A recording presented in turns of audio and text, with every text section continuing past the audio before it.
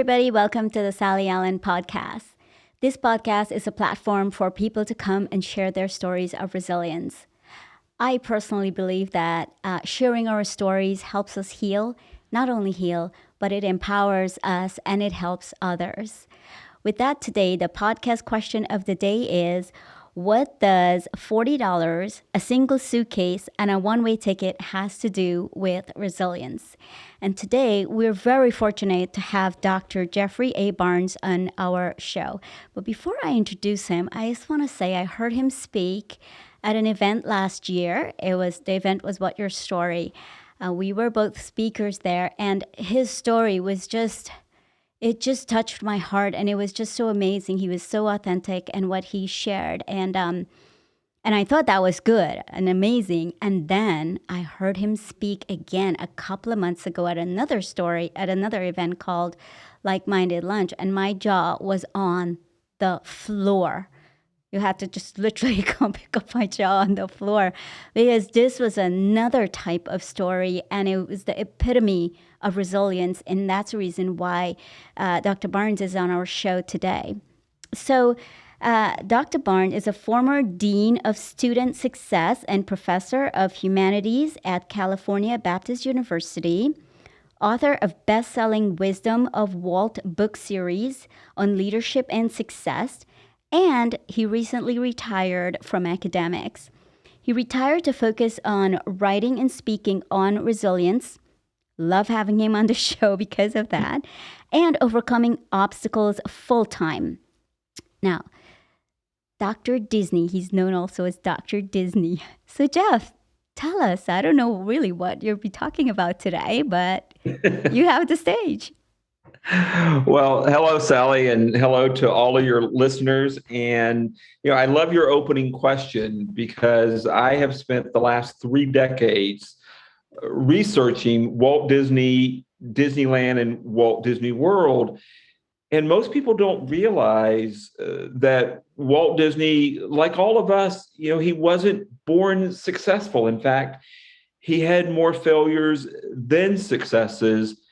And his very first studio, Sally, in Kansas City, Missouri, his very first studio, after only 18 months, went bankrupt.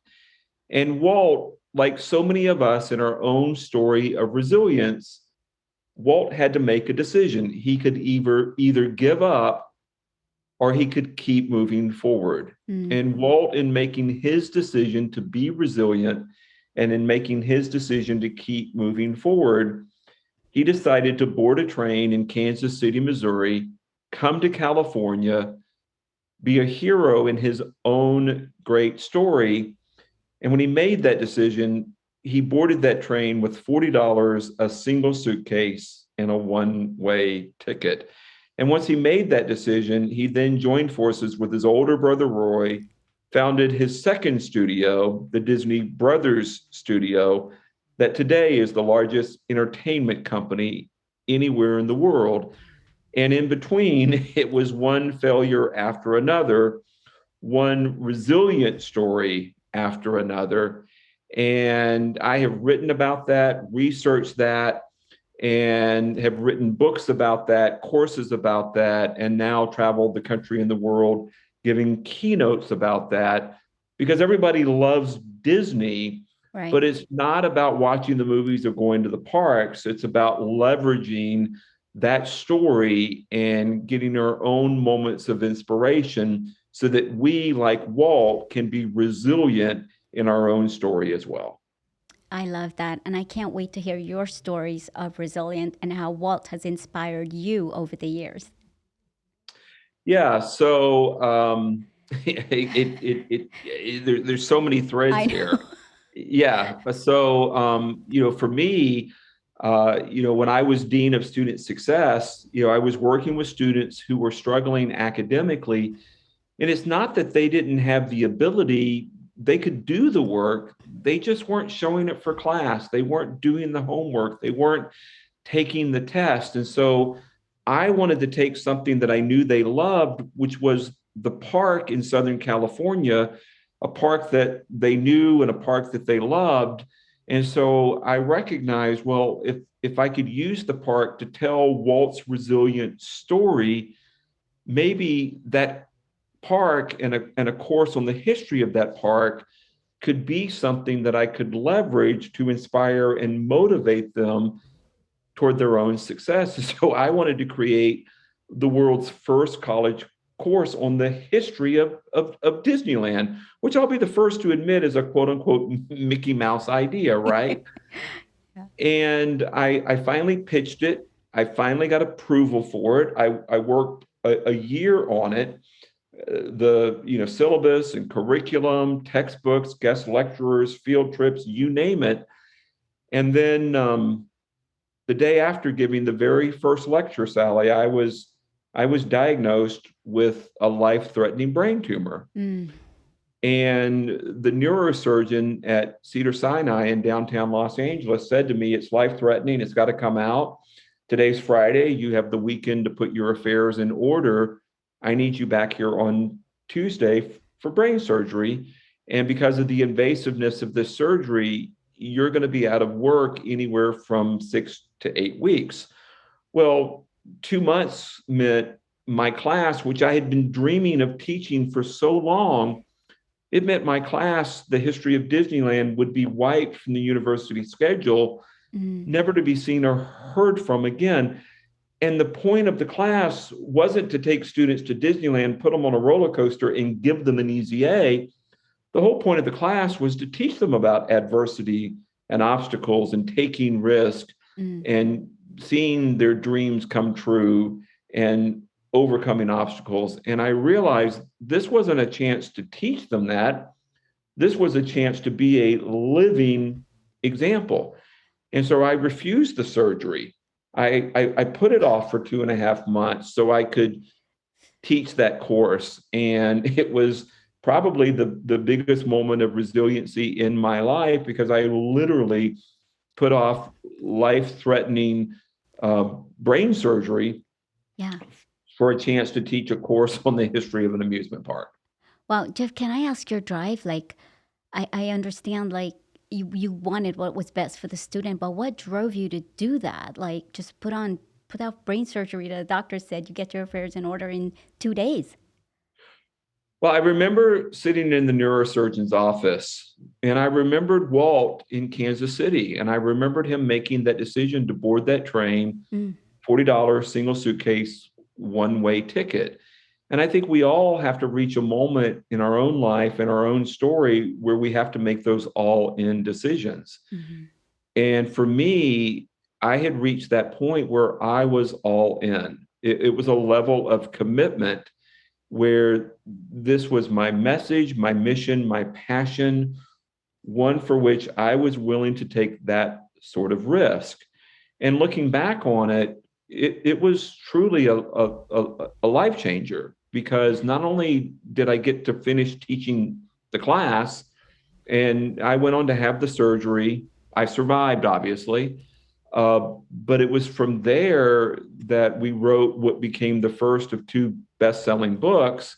Hmm. And that then turned into a career as a motivational speaker where we travel the country and the world, inspiring audiences uh, to be resilient and take those risks and to get up off of their own park benches. And what I Hmm. mean by that is Walt's dream of a place where parents and children can have fun together. Walt's dream for that started on a park bench when he would take his daughters on Daddy's Day, Saturday afternoons, put them on a merry-go-round in Griffith Park in Los Angeles, and he would sit on a park bench and think, wow, there's got to be a better way to do this. Yeah. And I think we all have ideas of a better way to do things in our own life and in our own business. And so for me, it was that sense of resilience of we can survive this brain tumor. We can inspire and motivate these students to get through their own courses, their own university studies. And we survived the brain tumor and not only taught the course, but did what I had always wanted to do for more than 2 decades, and that was write a Disneyland book. Mm. Wow. So, And so and so what that really goes, and this is another thread that I really wanted to pull on. People have asked me, so what is this Disney thing really all about? And it really goes back to my childhood. And I think you heard me talk about this in Las Vegas in October. My first visit to a Disney park was at Walt Disney World's Magic Kingdom in August of 1974. And when I stepped onto Main Street, USA, I realized, and I was 10 years old, and I realized that in the Emporium, that store was perfect. And it was so perfect that I didn't have to worry about my mother at midnight yanking me out of bed to put my clothes away if something was out of order, or smashing her head against the wall if something in my room wasn't right. Mm. And that was sort of the way things were at home when I was a child. Mm. And then we got into Fantasyland, and my dad was with us, which was a bit of a rarity. And we get into the teacups, and I think all of us are familiar with the teacups at a Disney park. And he started spinning them and spinning them and spinning them to the point where he got sick. And for those 90 seconds, that's how long the teacups spin at Disney. For those 90 seconds, my dad, who served 22 years in the Air Force, for those 90 seconds, even though he got sick, he didn't get deployed. Mm-hmm. He didn't go to another job. Mm-hmm. He didn't go to another woman, another wife, or he didn't leave us for another family. And so I thought this was great because for once, Dad didn't abandon us. Mm. And then because it's Disney, and when you think of Disney, you think of lines and you think of crowds. And I thought that was pretty cool too, because there were so many people mm-hmm. that my older sister couldn't touch me and couldn't molest me. Mm. So between my mom, my dad, and my sister, I thought the place was magical and heaven on this side of earth. So, when you talk about, the greatest place on earth, for me, the Disney park was it. And so, it goes deeper than, again, roller coasters and escapism, I guess, because, we all have stuff from our childhoods that we're trying to survive, we're trying to get past, we're trying to be resilient over. And, for me, on that first trip to Magic Kingdom, it was a chance to say, there's a better way to do this. And Main Street USA represented that for me. Wow. It was more like, as you're speaking, safe space is coming to mind. That's where you found your safe space and your safe heaven, because it was not at home where it should have been. Yeah. And once I realized there could be that space, mm-hmm. I just wanted to go back there again and again and again and again and again and again and again. Mm-hmm. And I think for Walt, he didn't have a happy childhood. People don't realize that. Very difficult relationship with his father. And once he realized he could create an environment that he could control, he went for it. And Disneyland was the only park that he ever actually walked in, but he paced out every square inch of the original Magic Kingdom, knew every tree and every blade of grass. And that was his safe space, if you will. And it was really, really, really important to him. Yeah. That makes sense now. I can see, I stalk you on social media and I see you a lot at Disney World. So I appreciate that story. It makes sense to me now why, your why and what you do. Mm-hmm. So tell us today, Jeff, what other stories of resilience will you be sharing? Because you have so many. And I'd love to hear all of them, but I'm curious to see which one you choose to share with us today. Well, like I said, difficult childhood, and I'm not unique in that. I think, we all carry something from, going from being a kid to becoming an adult. And then, I've survived not just one, but now two brain tumors, with the second one being in the middle of the, COVID pandemic.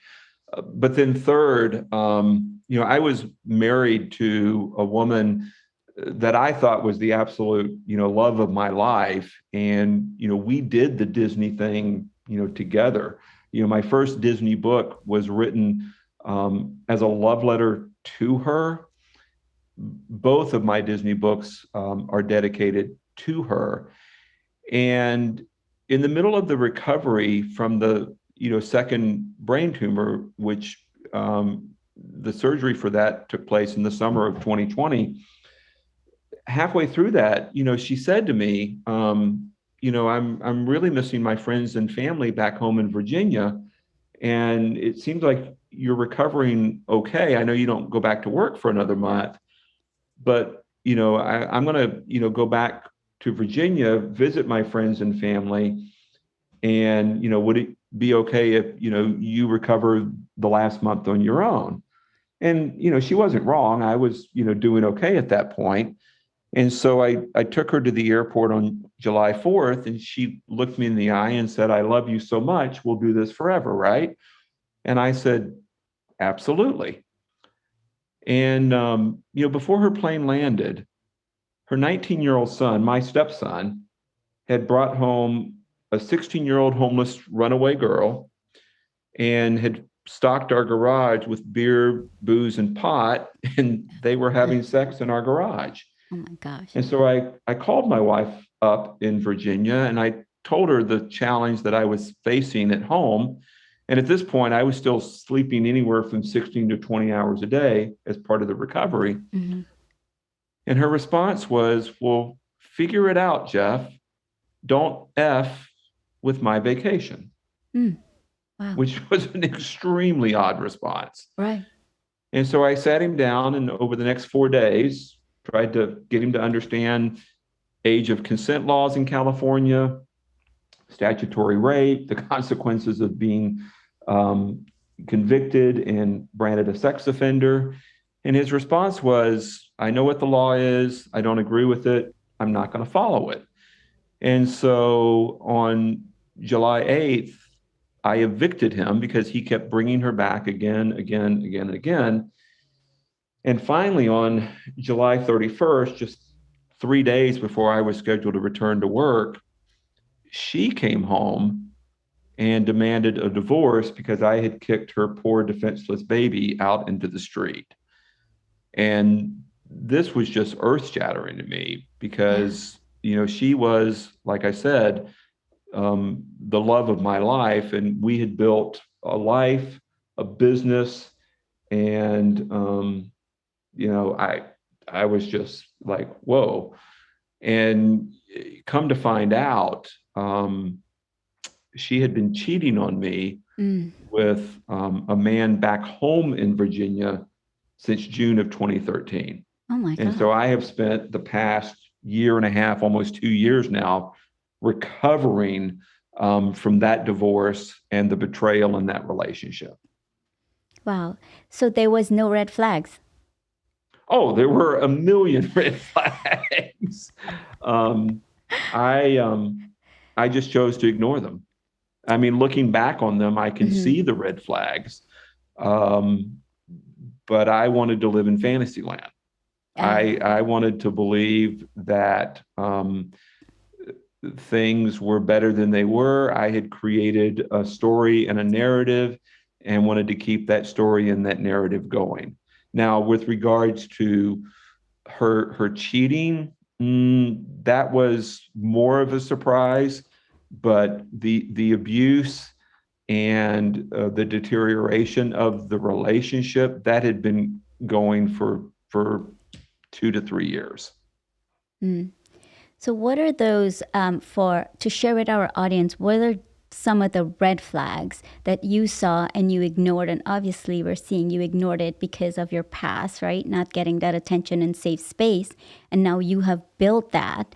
It's hard to just let that go. So it's easier to ignore. But what are some of those that you noticed and you ignore and they were just blatant and out there? Well, I mean, before we ever got married, um, there were major incidences where she was out of control. I would come in and rescue, caretake, and then when all of the dust settled, instead of taking responsibility, it was my fault, and all of the blame was on me. Which I look back on and I see is a form of codependency on my part, and huge gaslighting on her part. Additionally, I recognize that the codependency on my part was I would do anything to save her and save the relationship. And I think she knew that and took huge advantages of it. So there were no boundaries. Right, right. And as a result, everything was blurred. And so I had huge frustration around the enabling of her with my stepson. But if I'm 100% honest, I don't know that she treated her son any differently than how I treated her, if that makes sense.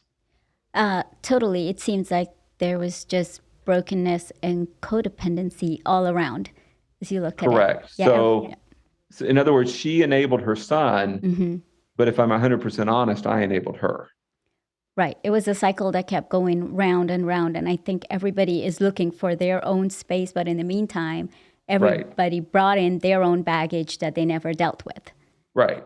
So I didn't want to lose her. She didn't want to lose her son. Right. Right. The perfect storm. It's the perfect storm for this disaster. So how are you moving forward, Jeff? I mean, it's hard. And you have to recognize that you're playing off of patterns that existed from your childhood. And, I have a father who loved me as best he could, but at the same time left when I was 15. And for the next 25 years, we had virtually no relationship. My mom, again, loved me as best she could as well. But as I indicated, she had her challenges. And a brother who played the part of bully. And I look back on, my relationship with my ex-wife and my former stepson, and the way in which these dynamics played out, it was all of that combined. I mean, it really was sort of, a play scripted out as if, the abandonment issues, the abuse issues, the bullying issues, it was like you get used to being treated a certain way, you get used to feeling a certain way. You wouldn't know what a day felt like if you didn't experience this. And so you almost fall into that pattern as if your emotional bandwidth demands it. And so your circumstances change. Right. You live in a completely different geographical part of the country. You're a best-selling author. Your income level has skyrocketed. You're traveling the country. You're traveling the world. You're immensely successful, at least on the outside. And yet, underneath your own roof, you're being verbally abused. You're being emotionally manipulated. You're being unbelievably disrespected. it's not really a whole lot different than when you're 7, 8, 9 years old and you've got a sibling who is bullying you, another sibling who is molesting you, and parents of alcoholic parents who have no clue how to be adults. Mm. I hear what I'm hearing you say. It's for the longest while that became your comfort zone. Even And though it's immensely uncomfortable. uncomfortable. It's immensely uncomfortable, but it's what you know and it's what you're comfortable in, right? That's your skin. That's the skin that you wore. That's the identity that you wore for the longest while. You Correct. don't know any different. So tell us, Yep. when did that shift? When did you have that paradigm shift? Like, holy moly, this is not Oh, I'm okay. still shifting every day. It takes work every single day. And Mm-hmm. so I left my home environment to go to college on $20 and Mm-hmm. got a bachelor's degree, a master's degree, and a PhD, but still haven't figured the relationship end out. Yeah. I went into ministry, went into higher education, ran campuses, uh, married my wife, became a best-selling author, a motivational, inspirational speaker, and yet continuously fall into this rut of relationship pattern because feeling this way, as uncomfortable as it is, there is a level of comfort in it because it's like the lane that I know how to drive in. Right. Right. And so the resiliency is, yes, I know how to survive, I know how to thrive, I know how to be successful. And yet at the same time, there's a certain level of anxiety that has to be present in order for me to know what a day on this earth feels like. Mm. Wow. That's debilitating. I always say, like, that it's like living as a prisoner in your own mind and not even Yeah, knowing it, that you're held hostage and you're held as a prisoner. You know, my previous guest that I had, like, one of the things we were talking about, and I think you probably relate a little bit to this, was you start thinking like those people actually, they think for you. You don't have your own thought process. And you don't have the brain power to think for yourselves. Everybody else is navigating how you think and what you do. right. And yeah. So tell us a Yeah. little bit about that. Yeah, I think for me, the way that I think about it is, you know, and I'm going to go back to the Disney parks as a frame of reference because that's what I research and what I write about and what I know so well. Yeah. Um, Disney is probably most famous for its audio animatronics attractions. And those are the robots, if you will, that run the Enchanted Tiki Room or, It's a Small World or Pirates of the Caribbean. Our childhood becomes sort of audio animatronics programming. And if we are not mindful, if we are not conscious, we are just going to run that audio animatronics programming over and over and over again until we get a different tape or until we get a different download of programming. And what I am working on now, albeit very, very slowly, is installing different tapes, different programming, and getting comfortable with the idea it's okay for Jeff to live alone. It's okay to not be in a relationship. It's okay to not be yelled at, screamed at. It's okay for Jeff to make decisions, to be right, to be wrong. In other words, it's okay to go off program. Yeah.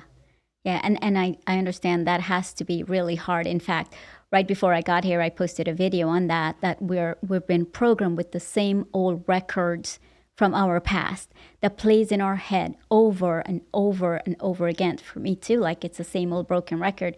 And you have to be intentional to look back on that record. Is it where I am now, or is that from when I was 12 years old, when I was 6 years old? And I hear you saying that you're being intentional about that now. You're listening to those records and you're replacing them with new records. Right.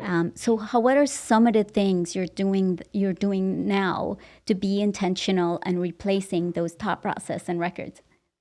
Well, I mean, I do a lot of journaling in the morning Mm-hmm. and a lot of I am statements. Yeah. Um, I've been working with a coach on being intentional about my scheduling because I can get into some pretty intense procrastination habits. Because right now I work as a full-time entrepreneur. So there's no syllabus, there's no class, there's no meetings, there's no agenda. It's all Jeff, right? And so if I waste the day away and am not productive, then it's easy to beat myself up at the end of the day for not getting either anything done or as much done as I could have or as I should have.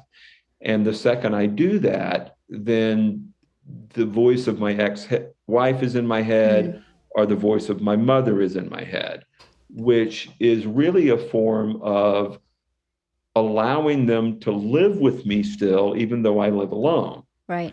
which is a way of keeping them around and allowing Jeff to not feel abandoned. Yeah. Think about that for a second. Yeah. So if Jeff procrastinates all day, at the end of the day, when it's time for Jeff to go do what Jeff wants to do, then the nagging voice of his ex-wife or the nagging voice of mom from when he was 12 years old gets to play off in his head, and it's as though they never left. So Mm-hmm. Jeff doesn't get to feel abandoned. Yeah. Yeah. Jeff, I admire you for being vulnerable on here and talking about that, because I was just talking to someone here in the studio about that and how important mental health is. And this is what we're talking about. That if we're not intentional of taking care of our mental health, and now you're like, I know those voices are gonna come, right? So I can be on the forefront to say like, no, you don't get to go there. I'm gonna replace this thought process. Yeah. Mom, you get to go back home where you belong. Yeah, ex-wife, you get to go back home where you belong. You don't Yep. get to come in here. This is Yeah. You mine. don't live here. That's right. You don't have space in my head. That's right. Um, and it's tough. It's really, really tough. My trauma therapist taught me, 5 words: we don't do that anymore. I love that. And I'm glad you said trauma therapist. I didn't want to ask, but I was hoping that you would say, I have a trauma therapist or I have Yeah. someone I'm working with, because I love that. I think it's so important that that's part of self-care and taking care of you. So thank you for sharing that. Yeah, when everything blew up in the summer of 2020 and I was in the middle of recovering from the second brain surgery, I mean, it was very traumatic. And, fortunately I had a lot of friends who were like, "What?" And at the time, I mean, I had to move out and I wasn't allowed to lift more than 10 pounds. And so people as far away as San Francisco and Orlando, Florida came out to help me. Mm-hmm. But at the same time, I went from being with the only woman that I've ever loved to suddenly living alone for the Yeah. first time in my life. And it was really, really, really hard. Yeah. And those voices catch up with you really, really fast, and you Mm-hmm. feel very alone and very abandoned. And now I've sort of got the opposite problem. I've gotten comfortable being on my own. And now when I have guests, it's like, what are you doing here? Why have you invaded my space? I know it's hard to find that balance, where I don't go one end of the spectrum or the other, but somewhere in the middle. It's not easy to find that Yeah. balance. But it's good to hear that you're doing better, you're healing. What's your next adventure? So, like I said, I left full-time academics in January, and now we are writing and speaking full-time. I'm still doing the Disney stuff. At first, that was a little hard because for my ex-wife and me, I mean, that was our life. We went to the park somewhere between 700 and 800 times together. Writing the books was something that we did together. The speaking and traveling was something that we did together. But the message has been something that has impacted so many people's lives above and beyond me. And so I have just refused to let the wisdom of Walt die just because of her choices. Right. And so, I've just decided to go all in more than I ever had before. And so it's another, $40 single suitcase, one-way ticket kind of moment. Yeah. And so we're working on two books right now. The third book in the Wisdom of Walt series, which will be on the international parks and the cruise ships, but then another book, which will have Disney material in it because so much of our life revolved around Disney. But I'm writing a book about the addictive nature of abusive relationships, and it's Mm, titled "We'll Do This Forever," right? I love it. Which was the last loving thing that she ever said to me when I dropped her off at the airport on July 4th of 2020.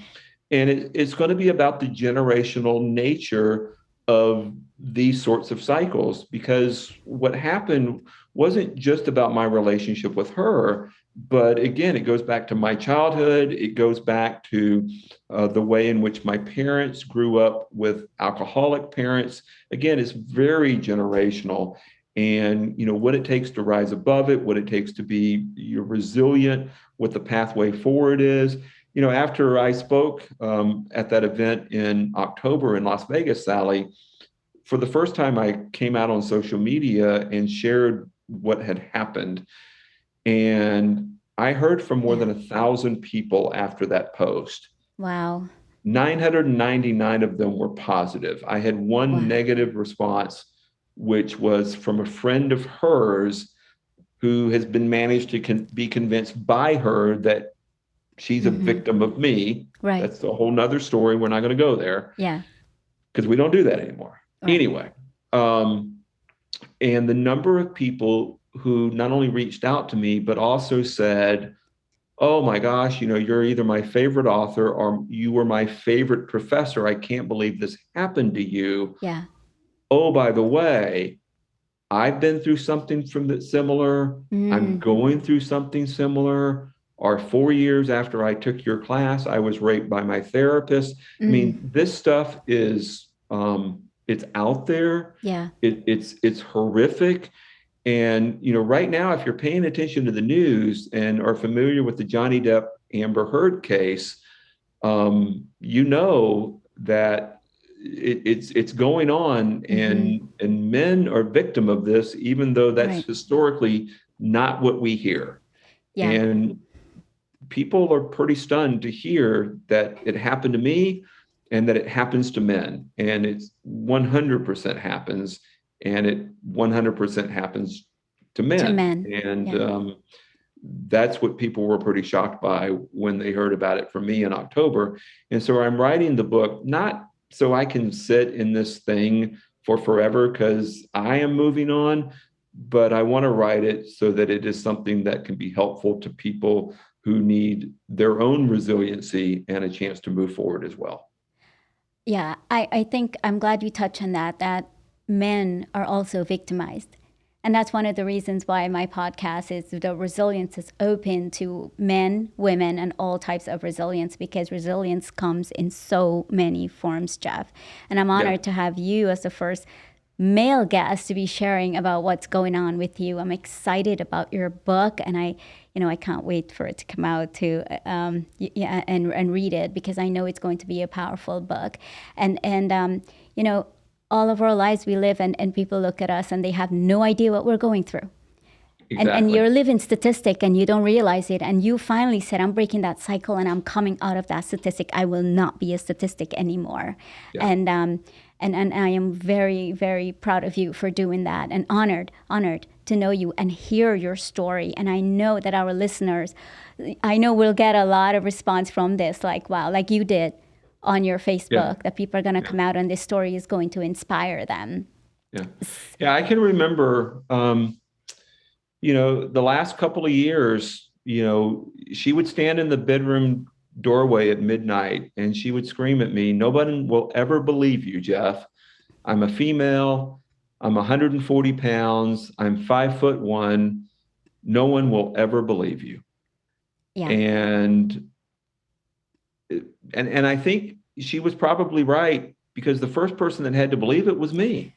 I was I just couldn't thinking believe that. that what Yes. was happening was happening. Yeah. Yeah. That's the first thought that ran through my head, that you had to believe it. And that's the Correct. thing. We go through this stuff and it's so unbelievable that we don't even believe it's happening, or we don't want to see that it's happening There's because so much it's, cognitive dissonance. yeah. But I, fortunately took the pictures in the garage, and then and then her boyfriend, lover, whatever the proper title there is, sent me an endless stream of emails. Mm, So it's not a he said, she said, her word, my word. The evidence is I mean, the evidence is the evidence, and I'll just leave it at that. right. Exactly. Exactly. So Jeff, one of the things that, on the podcast, people, we go through such horrible, horrible things in our lives. How do we bring it down? How do you do self-care? How do you take care of you? Well, I think you have to first recognize you're a human being, Mm-hmm. and you've got to find the routines that are going to keep you grounded. And I probably have done more therapy around routines and being grounded than anything else. And sometimes it's learning to breathe. Sometimes it's what do you start your day with? What do you Mm-hmm. end your day with? What's your happy place? And when I say happy place, obviously for me, it's going to Disney, but sometimes it's something as simple as, what's your favorite food? Uh, how do you like to spend 30 minutes in the evening? What is it, a favorite show? Is it playing a video game? Whatever the case may be, because when you're going through something like this, it can be a challenge to find any spark of joy. Yeah. But one little spark of joy can give you just enough to hold on to and just enough to hang on to. And I think for me, there were days when it wasn't one day at a time; it was one breath at a time. And I had individuals that I could call on and say, I'm not okay right now. Right. And they would get me through that, that next hour. Yeah. And so, having enough awareness that you're not okay, it's okay that you're not okay.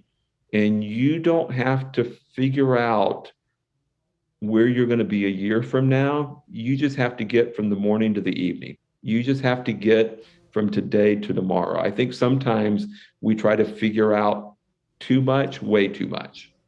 Yeah. Take it one day at a time. Got that. Yeah. So Jeff, what's one takeaway you want to give to our audience today? A little nugget. Keep moving forward. Keep moving forward. I mean, if there's no, I mean, and this is from what I've learned from Walt. Again, he had more failures than successes. And the way that he was able to be who we all think of today was he kept the past in the past. And when he went bankrupt, when he lost Oswald the not so lucky rabbit, when he opened Disneyland on July 17th, 1955, and everything that could go wrong did go wrong, he just kept moving forward. And his wife Lily said, I never saw Walt beaten at anything. And this was a man who, again, had a difficult childhood, suffered from bouts of depression, and people over and over and over again doubted him. But Yeah. regardless, he kept moving forward. And so you're going to doubt yourself. You're going to have those moments where you wonder, why did this happen to you? Why are you going through this? Why even bother? Just take a deep breath. Your moods and your emotions are like the clouds in the sky. They are going to pass and move on. The sun is going to shine again, and you're going to feel great. And all you have to do is take enough deep breaths, wait for those clouds to pass, and it's going to be okay.